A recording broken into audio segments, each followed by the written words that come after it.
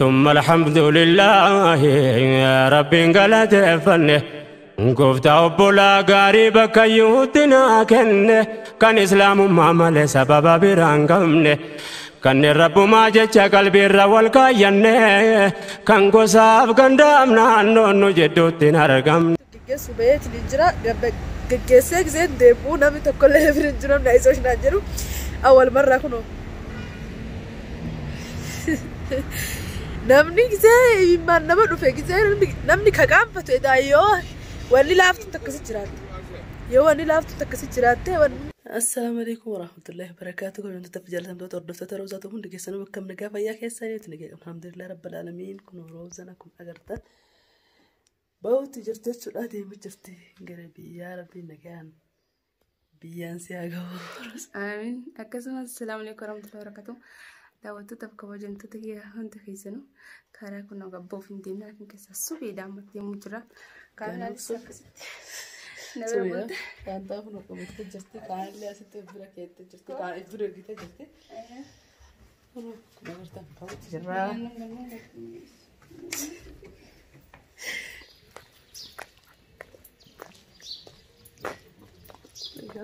أردت كده بس من جرا شانتا دران إركني مبروئسة مالين جانسا كرا إركني سنين إركني رحني ولا أمينة سنون أكو بداوة تيجي فان كبي سود دايق بارك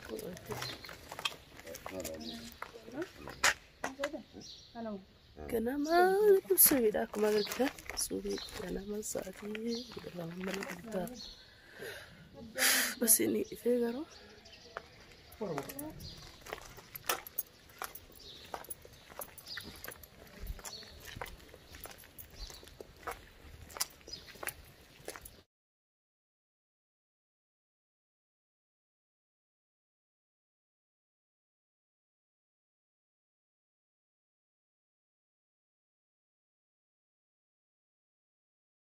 kasih dawat tu tak kena kami lah nak mojin jirti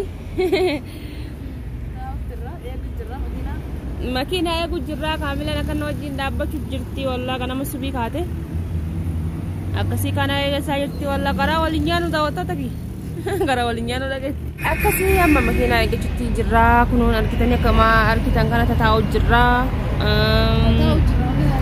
makin kalau sama makina bau pindir باينا أقول لك كاملة يندبي أو ربي جاي إن شاء الله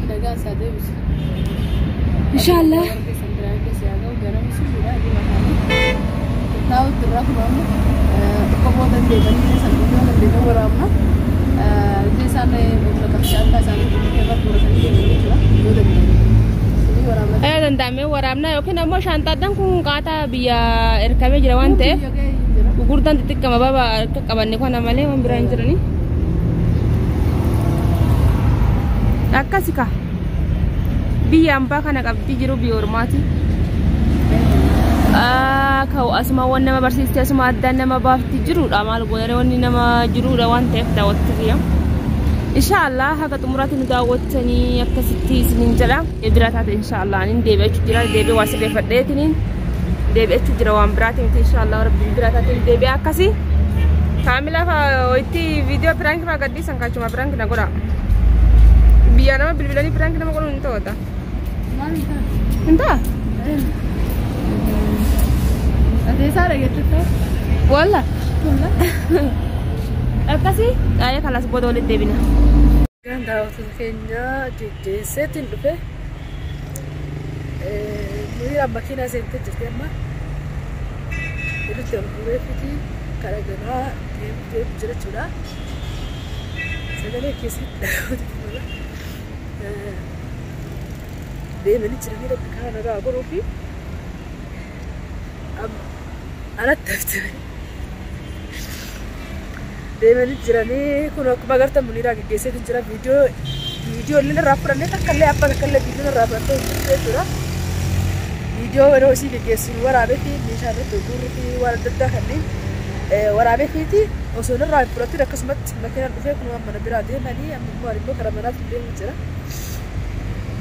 قوتة تجرا تكيسة تراني تجرا إنسان أم والباري تكيسة تراني animu geggeesseetiin karaa manaa deemu jira jechuudha. Egaa maal gochuu wanni godhu kallee hin jirtu irrumaa hafuudha maal wanni godha waan jirreef jechuudha. Rabbiin nagaan biyyaan haa ga'u du'aa godhaafiti hudhameetiin guutamee taa'u jira wallaahi.